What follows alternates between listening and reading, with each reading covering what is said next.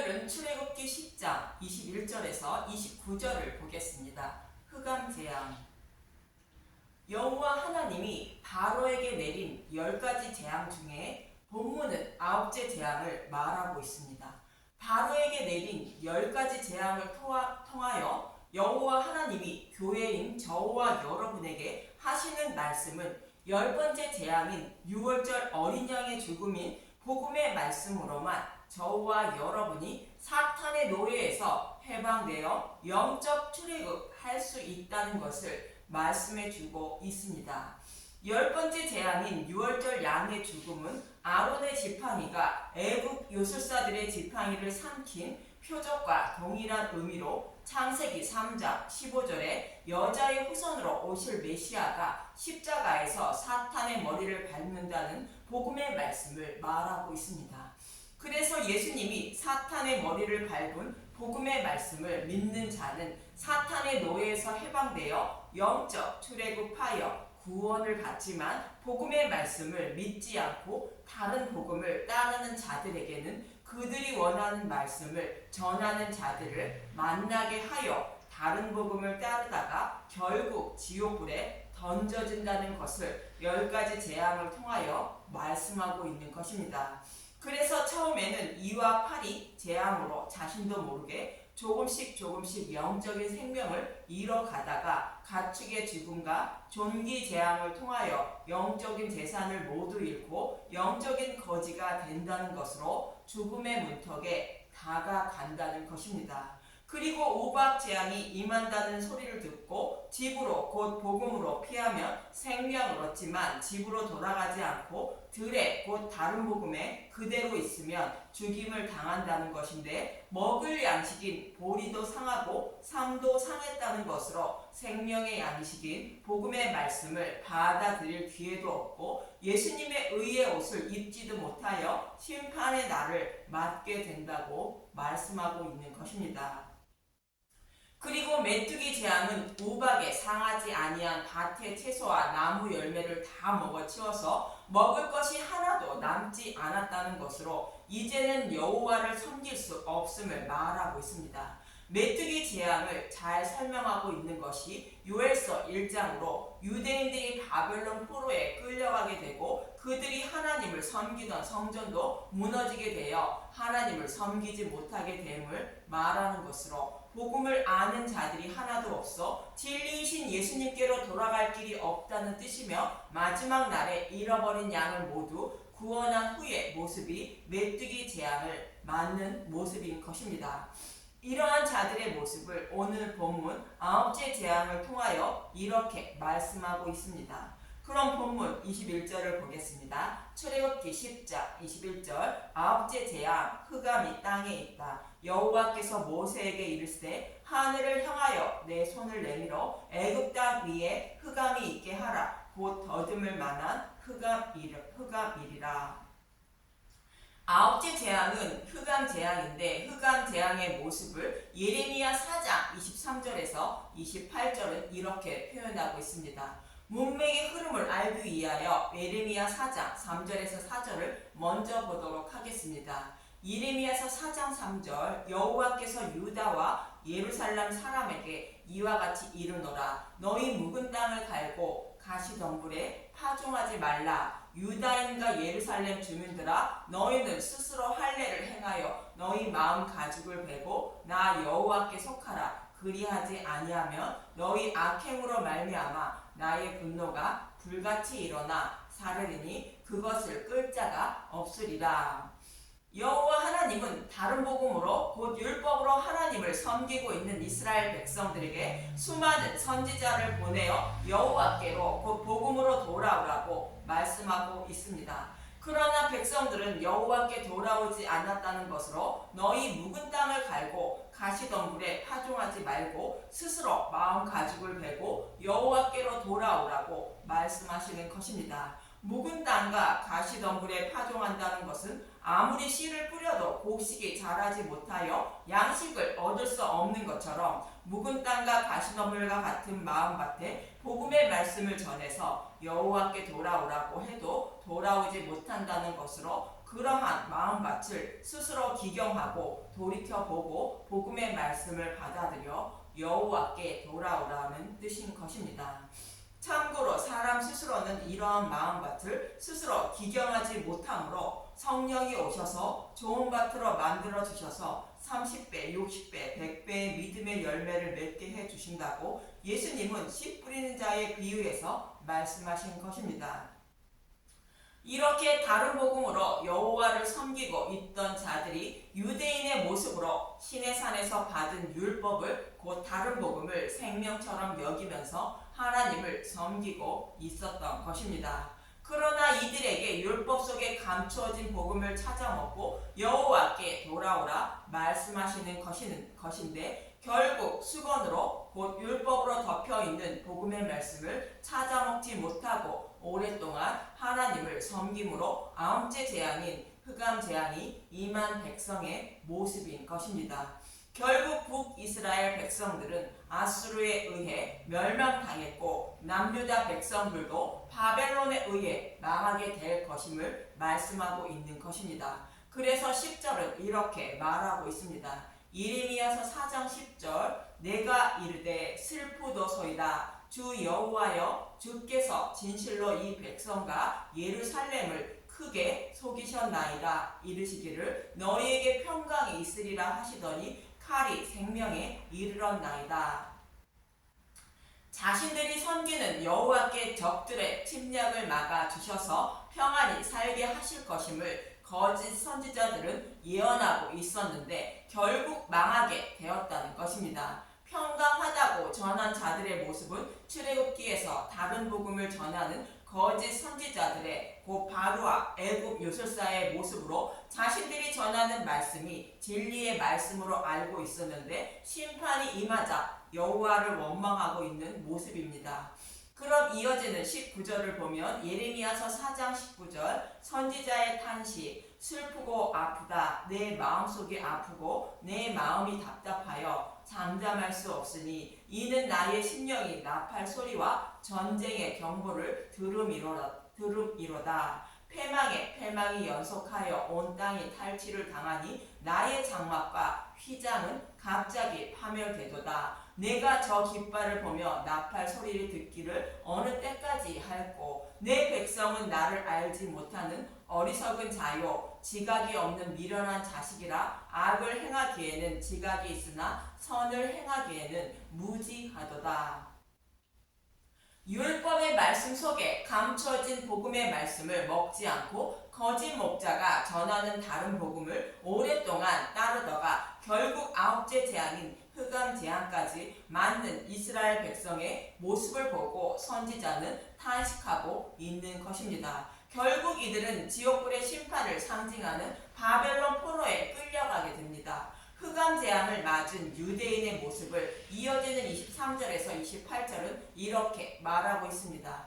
예레미야서 4장 23절 혼돈의 환상 보라 내가 땅을 본즉 혼돈하고 공허하며 하늘에는 빛이 없으며 산에 내가 산들을 본즉 다 진동하며 작은 산들도 요동하며 내가 본즉 사람이 없으며 공중의 새가 다 날아갔으며 보라 내가 본즉 좋은 땅이 황무지가 되었으며 그 모든 성읍이 여호와 그의 맹렬한 진노 앞에 무너졌으니 아론의 지팡이가 요술사들의 지팡이를 삼킨 곧 메시아 언약의 복음의 말씀을 그 복음으로 여호와를 섬기지 않고 율법을 곧 다른 복음으로 생명처럼 여기면서 오랫동안 하나님을 섬긴 이스라엘 백성이 흑암 재앙을 맞는 모습을 예레미야 서는 이렇게 표현하고 있는 것입니다. 땅을 본즉 혼돈하고 공허하며 하늘에는 빛이 없다는 것으로 흑암 재앙을 맞는 모습을 말하는 것으로 애굽 온 땅에 흑암이 가득한 모습과 같은 의미인 것입니다. 결국 10번째 재앙에서 애굽 백성이 심판을 받는 모습을 이스라엘 백성이 바벨론 포로에 끌려가는 모습으로 말씀하고 있는 것입니다. 이렇게 유대인들이 바벨론 포로에 끌려가지만 메시아를 보내어 구원하시려고 다 진멸하지 않고 포로에서 돌아오게 하신다고 이어지는 27절에서 28절은 말하고 있습니다. 예레미야서 4장 27절 여호와께서 이와 같이 말씀하시길 이 온 땅이 황폐할 것이나 내가 진멸하지는 아니할 것이며 이로 말미암아 땅이 슬퍼할 것이며 위의 하늘이 어두울 것이라 내가 이미 말하였으며 작정하였고 후회하지 아니하였은즉 또한 거기서 돌이키지 아니하리라 하셨음이로다.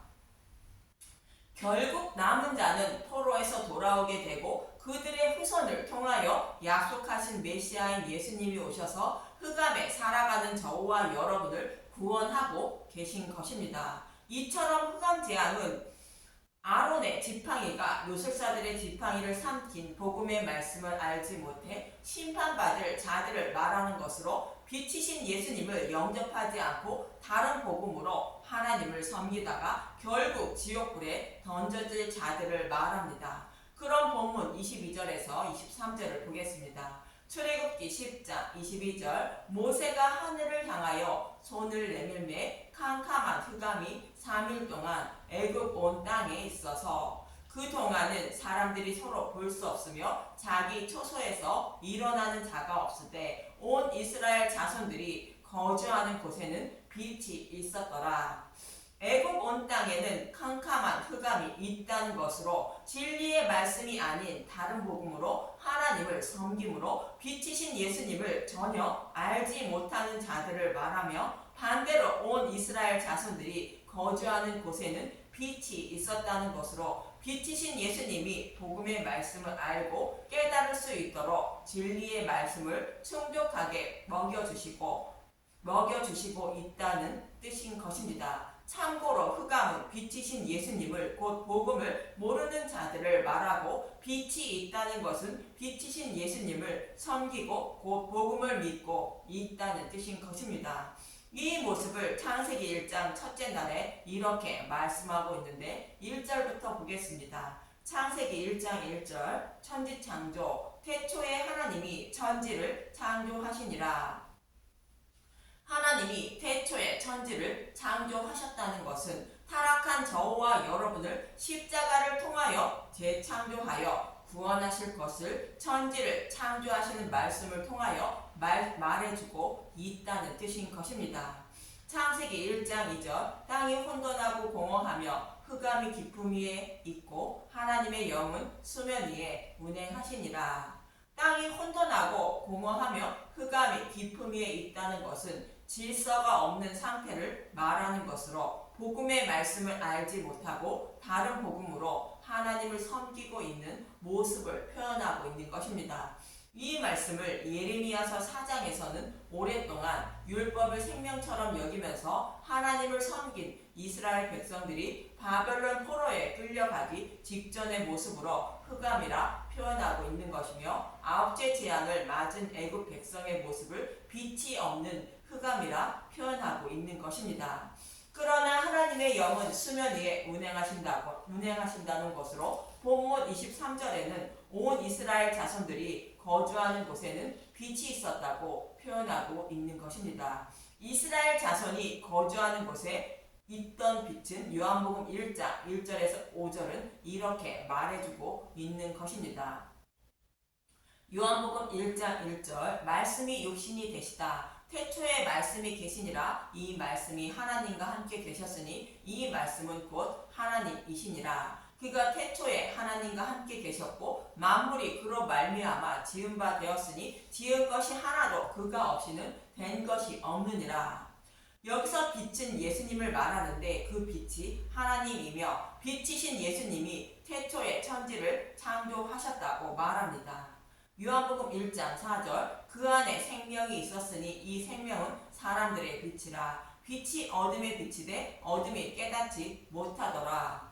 빛이신 예수님은 우리의 생명을 살리는 빛이라는 것으로 어둠에 있는 저와 여러분의 생명을 살리기 위하여 오셨다는 것입니다. 그러나 어둠이 깨닫지 못했다는 것은 율법을 생명처럼 여기며 하나님을 섬기고 있던 유대인들은 율법에서 약속하신 말씀대로 오신 빛이신 예수님을 알아보지 못했다는 뜻입니다. 이처럼 빛이신 예수님을 아는 자와 모르는 자를 구별한 모습을 흑암이 있는 곳과 빛이 있는 곳을 통하여 말씀하고 있는 것입니다. 그런데 애굽 온 땅은 하나님 택하신 자들이 아니므로 복음의 말씀을 받아들이지 못하는 것으로 흑암 재앙을 맞는 모습이며, 이스라엘 백성이 거주하는 곳에는 빛이 있었다는 것으로 그들의 조상 아브라함과 이삭과 야곱에게 약속하신 말씀대로 그들을 구원하시기 위하여 복음을 깨달아 믿게 하여 구원하고 계신다는 뜻인 것입니다. 이처럼 흑암 재앙이 임하자 바로는 본문 24절에 이렇게 말하고 있습니다. 출애굽기 10장 24절, 바로가 모세를 불러서 이르되 너희는 가서 여호와를 섬기되 너희의 양과 소는 머물러 두고 너희 어린 것들은 너희와 함께 갈지니라. 바로는 이스라엘 백성을 보내주는데 메뚜기 재앙에서는 어린 아이들은 두고 가라 했는데 본문에서는 어린 아이들은 보내고 양과 소는 두고 가라 말하고 있습니다. 여기서 양과 소는 여호와께 드리는 제물이며 복음의 말씀을 상징하는 것들로 하나님을 섬기되 십자가를 빼고 섬기라는 뜻으로 다른 복음으로 하나님을 섬기라는 뜻인 것입니다. 즉 예수님을 섬기되 아론의 지팡이가 요술사들의 지팡이를 삼킨 복음의 말씀만 따르지 말라는 뜻인 것입니다. 그러자 모세는 바로에게 이렇게 말하고 있습니다. 출애굽기 10장 25절, 모세가 이르되 왕이라도 우리 하나님 여호와께 드릴 제사와 번제물을 우리에게 주어야 하겠고 우리의 가축도 우리와 함께 가고 한 마리도 남길 수 없으니 이는 우리가 그 중에서 가져다가 우리 하나님 여호와를 섬길 것이며 또 우리가 거기에 이르기까지는 어떤 것으로 여호와를 섬길는지 알지 못함이니이다 하나. 양과 소는 여호와께 드릴 제사와 번제물이라는 것으로 십자가를 상징하는 것입니다. 구약에서는 제단에서 드리는 소와 양은 모두 예수님의 십자가를 상징하는 것임을 잊지 마시기를 바랍니다. 그리고 우리가 거기에 이르기까지는 어떤 것으로 여호와를 섬길는지 알지 못한다는 것은 흠이 없는 것으로 여호와께 제물을 드려야 하므로 제물을 드리기 직전까지 흠이 있는지 없는지를 알지 못하므로 양과 소를 모두 가져가야 한다는 뜻인 것입니다. 참고로 흠이 없다는 것은 사람의 눈으로 보기에 흠이 없는 것을 말하는 것이 아닌 죄가 없으신 하나님이 우리의 계속 제물이 되실 것을 말하고 있는 것입니다. 이 사실을 알지 못한 이스라엘 백성들은 사람의 눈으로 보기에 흠이 없는 것으로 여호와께 제물을 드렸으나 하나님은 병든 것, 저는 것을 드렸다고 말라기 1장 13절에서 14절은 말씀하고 있는 것입니다. 말라기 1장 13절, 만군의 여호와가 이르노라 너희가 또 말하기를 이 일이 얼마나 번거로운고 하며 코웃음 치고 훔친 물건과 저는 것, 병든 것을 가져왔느니라. 너희가 이같이 봉헌물을 가져오니 내가 그것을 너희 손에서 받겠느냐. 이는 여호와의 말이니라. 짐승떼 가운데 수컷이 있거늘 그 서원하는 일에 흠 있는 것으로 속여 내게 드리는 자는 저주를 받으리니 나는 큰 임금이여 내 이름은 이방 민족 중에서 두려워하는 것이 됨이니라. 만군의 여호와의 말이니라. 훔친 것과 저는 것, 병든 것을 여호와께 들었다는 것은 사람의 눈으로 보기에 흠이 없는 것이 아닌 하나님의 눈으로 보기에 죄가 전혀 없는 예수님을 드리라는 뜻인데 사람의 눈으로 보기에 흠이 없는 것을 드렸다는 것으로 다른 복음으로 하나님을 섬기고 있다는 뜻인 것입니다. 이처럼 바로는 소와 양은 두고 가라는 것으로 진리의 말씀인 십자가만 빼고 하나님을 섬기라는 뜻이며 모세는 양과 소를 모두 가져간다는 것으로 흠이 없으신 예수님으로 여호와 하나님을 섬겨야 한다고 바로에게 말하고 있는 것입니다. 지금도 바로의 말처럼 양과 소는 두고 하나님을 섬기는 교회가 많은 것으로 예수님의 이름과 복음의 말씀이라 전하면서 진리의 말씀은 곧 십자가를 빼고 섬기는 교회가 대부분인 것입니다. 진리의 말씀만 전하는 것은 성경에서 약속하시고 약속하신 말씀을 십자가를 통하여 다 이루어 주신 예수님만 전하는 것을 말하고 있습니다. 결국 9번째 재앙을 맞는 바로는 이스라엘 백성을 보내지 않았다고 본문 27절에서 29절은 말하고 있습니다. 출애굽기 10장 27절 여호와께서 바로의 마음을 완악하게 하셨으므로 그를 보내기를 기뻐하지 아니하고 바로가 모세에게 이르되 너는 나를 떠나가고 스스로 삼가 다시 내 얼굴을 보지 말라. 내가 내 얼굴을 보는 날에는 죽으리라. 모세가 이르되 당신이 말씀하신 대로 내가 다시는 당신의 얼굴을 보지 아니하리이다. 결국 9째 재앙을 맞는 바로는 이스라엘 백성을 보내지 않았다는 것으로 저와 여러분이 구원을 받는 것은 어떠한 방법으로도 구원받지 못하고 오직 아론의 지팡이가 요술사들의 지팡이를 삼킨 복음의 말씀인 곧 메시아 언약인 유월절 양의 죽음으로만 사탄의 노예에서 해방되어 구원받을 수 있다는 뜻으로 사탄을 상징하는 바로는 이스라엘 백성을 보내지 않는 것입니다. 이 말씀을 꼭 기억하시고 저와 여러분도 묵은 땅과 가시덤불에 복음의 씨앗을 파종하고 있는 것은 아닌지 또 그로 인하여 여호와께 돌아가지 못해 9째 재앙이 나에게 임한 것은 아닌지 점검해 보시길 바랍니다. 그리고 성경은 누구에 대하여 말씀하고 있는지 그리고 성경의 말씀을 통하여 여호와께서 저와 여러분에게 원하고 계신 것은 무엇인지 정확히 아시고 성경의 말씀을 보고 복음의 말씀을 듣는 분들이 되어 흑암 재앙을 받은 애굽과 같지 않고 빛이 비추고 있는 이스라엘 백성이 있는 고센 땅에 거하는 분들이 되시길 간절히 기도드립니다. 감사합니다.